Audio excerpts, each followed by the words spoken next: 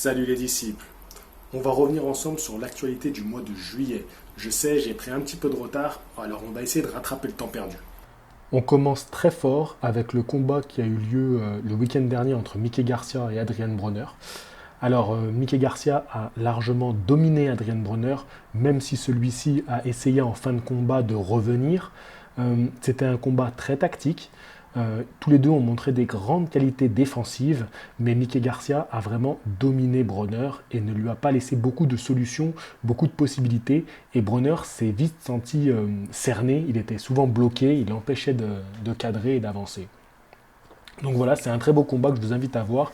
Je vous mettrai tous les liens dans la description.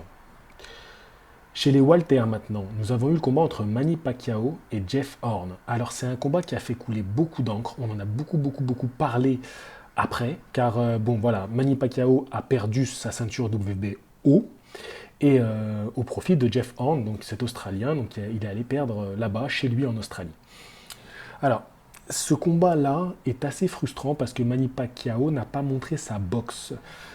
Au fil des rounds, il était vraiment bousculé par Jeff Horn d'un point de vue physique. Celui-ci a beaucoup usé de sa taille et de son poids avantageux parce qu'on sent bien que Manny Pacquiao, il est plus dans son poids, il est plus dans la catégorie dans laquelle il est le mieux. C'est du poids qu'il a pris avec les années, avec l'âge, et ça aussi c'est quelque chose qu'on a ressenti dans le combat, un Manny Pacquiao vieillissant. Vieillissant surtout en termes de combativité, c'est un grand guerrier qui a fait des combats très durs dans sa carrière, et là ça commence à se ressentir, bien qu'en chiffres, donc en âge, il ne soit pas si vieux, en termes de carrière, il commence à se faire vieux, et il a quand même pris des KO dans sa carrière, il a pris des combattants très durs qui lui ont fait mal, et ça se ressent maintenant. Jeff Horn, de son côté, il a fait ce qu'il savait faire, donc c'est pas un très grand boxeur, mais il a des bonnes qualités, et voilà, il a su user de son physique en jouant un peu des coudes, en jouant un peu de la tête, en accrochant. Et ce qu'on pouvait remarquer dans le combat aussi, c'est qu'il avait tendance à avancer sa jambe arrière pour appuyer son direct avec le bras arrière. C'est quelque chose qu'on voit assez rarement. On balance la hanche en général, mais lui avançait sa jambe arrière, donc comme s'il voulait changer de garde, mais c'était pour envoyer encore plus de puissance sur Manny Pacquiao. De son côté, Manny Pacquiao, on a bien vu que il était plus aussi vif, aussi percutant que dans sa jeunesse. Il mettait beaucoup moins de coups, même si, en termes de statistiques, à la fin du combat, on a pu montrer des chiffres où on voit que Manny Pacquiao a mis plus de coups. C'est peut-être vrai, mais en tout cas, il cherchait à toucher sur un ou deux coups, et ça, c'est rare de voir Manny Pacquiao boxer comme ça. En général, lui, c'est plutôt une mitraillette, il met 4, 5, 6, 7 coups même, et c'est avec l'usure des coups que souvent il fait tomber ses adversaires, voire abandonner ses adversaires. Et là, il cherchait vraiment à mettre des coups durs sur un ou deux coups. Donc vraiment des grands coups comme ça donnés avec élan, et c'est rare de voir Manny Pacquiao balancer des coups comme ça. En fin de combat, on a pu voir que Jeff Horn était marqué par les coups de Manny Pacquiao et Manny moins. Donc il y a beaucoup de photos qui ont circulé sur les réseaux où on voit Pacquiao souriant avec sa femme et Jeff Horn marqué. Alors ça aussi, c'est pas un argument pour donner la victoire à Manny Pacquiao, parce que en termes de génétique et de peau, vous savez qu'on n'est pas tous logés à la même enseigne, et certains d'entre nous vont marquer plus vite, vont facilement avoir des bleus ou facilement avoir des saignements. Et c'est pareil chez les boxeurs. Manny Pacquiao est un dur, il l'a prouvé dans sa carrière, donc il est très résistant, il a du cuir sur la peau, et Jeff Horn, lui, il marque un peu plus vite. Donc voilà, ça explique aussi pourquoi il était tant marqué. Attention, Manny Pacquiao cogne, même s'il n'est pas dans sa catégorie. Enfin, il est dans sa catégorie, mais même s'il n'est pas dans sa catégorie quand il était au top, il est quand même dur, il fait quand même mal, et c'est quand même Manny qui lui a fait ces marques-là. Mais ce que je veux dire par là, c'est que ce n'est pas un argument pour donner la victoire à Manny Pacquiao. Le combat est quand même équilibré, c'est pas du vol. Je trouve que Jeff Horn mérite sa victoire. Mais c'était pas un grand combat de Manny Pacquiao, et c'est un peu dur de le voir faire des combats comme ça ces derniers temps. Et personnellement, je pense que pour Manny Pacquiao, il est temps de partir à la retraite. Maintenant, passons à Michel Soro, qui a fait son combat contre Brian Carlos Castano, excusez-moi. Alors, ça a été un combat très intéressant. très électrique, très engagé. Brian Carlos, il n'est pas venu pour faire le touriste. Et il a fait un combat très engagé. Et ce que j'ai apprécié dans ce combat, malgré que Michel Soro le perde au point, c'est que Michel Soro, il a dû être tout le temps très actif. Michel Soro, c'est un boxeur qui a tendance à casser le rythme dans les combats et parfois à un petit peu endormir son adversaire. Et là, pour le coup, comme Castano faisait qu'avancer et faisait constamment le pressing, et ben Michel Soro a dû aller au combat et du coup c'est un combat qui est très acharné. Je vous invite à le regarder, il sera aussi dans la description de cette vidéo pour le voir en entier.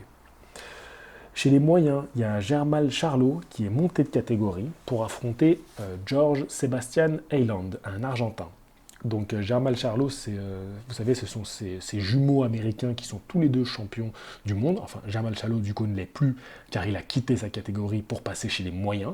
Et il a montré de grandes qualités de boxe dans ce combat-là, surtout au niveau des déplacements. J'ai voulu vous faire une vidéo spéciale sur le sujet, mais YouTube me l'a censuré.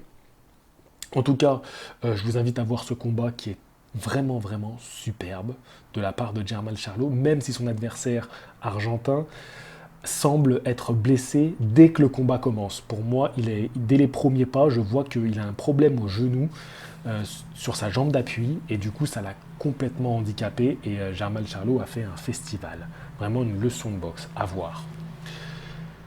Du côté des super moyens maintenant, Chris Eubank Jr. est allé défier Arthur Abraham. C'est un combat que j'attendais, car c'était une véritable opposition de style entre Arthur Abraham, qui est la véritable brute, qui a les mains très hautes sur la défensive et qui cherche surtout le coup dur.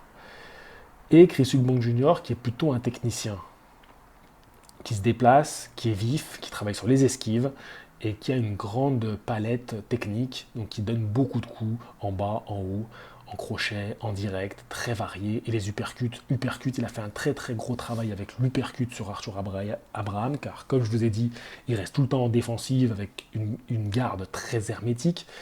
Et cet uppercut de Chris Eubank Jr. a vraiment fait du mal à Arthur Abraham. Ce que j'ai apprécié dans ce combat, c'est que Chris Eubank Jr. n'a pas fui le combat. Il est allé au combat contre Arthur Abraham, il a fait sa boxe, mais il est allé au combat, et il a montré des qualités de résistance assez impressionnantes. Donc voilà, il allait chercher le titre IBO. Donc bientôt va commencer un tournoi chez les poids super moyens, donc ça va être très intéressant de le voir, surtout que Chris Eubank est qualifié, et je pense qu'il est prétendant au titre de ce tournoi-là. Vraiment, il a toutes ses chances pour le remporter. Par contre, c'est un boxeur très arrogant, et ça, c'est vrai que ça peut être agaçant, et il a encore été pénible à vouloir faire le show pendant le combat contre Arthur Abraham. Mais combat à voir, que je vous recommande aussi. En bref, on a Denis Lebedev qui a conservé sa ceinture WBA, donc c'est chez les lourds légers. Donc voilà, allez voir ce combat-là aussi, qui est assez intéressant. Et Alexander Povetkin, voilà, qui essaie de revenir, qui lui a gagné au point alors qu'il a cherché durement le KO. Donc il essaie de revenir, je vous dis, parce qu'il a été contrôlé positif. Voilà, donc il s'est dopé, donc il fait partie de cette longue liste de tricheurs. Allez voir quand même le combat. Est-ce que Alexander Povetkin va revenir au très haut niveau? C'est la question qu'on se pose. Vous savez que bon, il est dopé, chopé, en plus il est russe, donc il a un peu tout contre lui.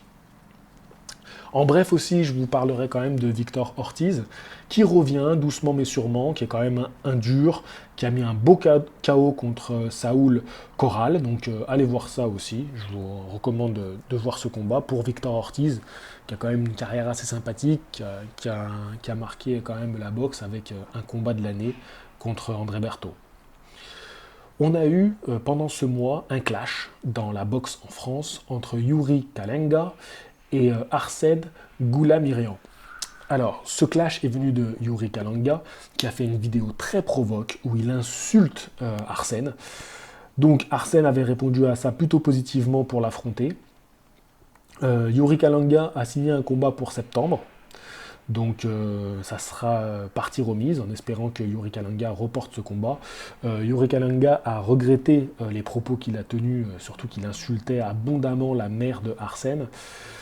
Bon, c'est un peu dommage d'en arriver là, mais en tout cas, l'affiche est très très intéressante. Elle sera chez les lourds légers.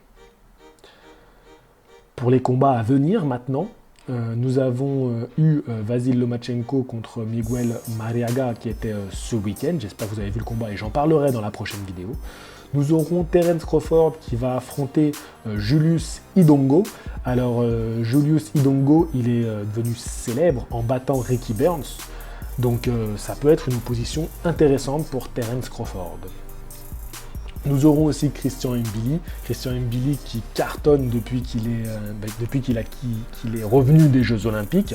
Malheureusement, il est revenu sans médaille, mais en tout cas, il fait une entrée fracassante chez les professionnels, car en un an, là vous voyez, ça fait un an que les JO sont passés, il a fait 4 combats professionnels, 4 victoires chez les poids moyens. Donc depuis qu'il est parti de l'autre côté de l'Atlantique, chez nos amis canadiens, il cartonne.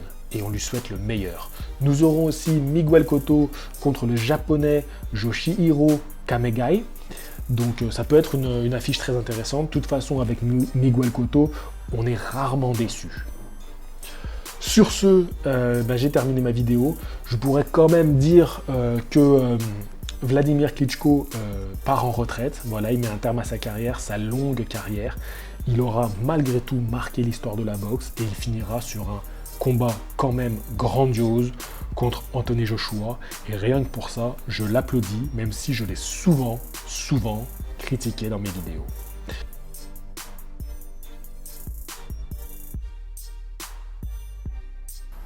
J'espère que cette petite vidéo vous aura plu. Je vous dis à la prochaine. Fighting!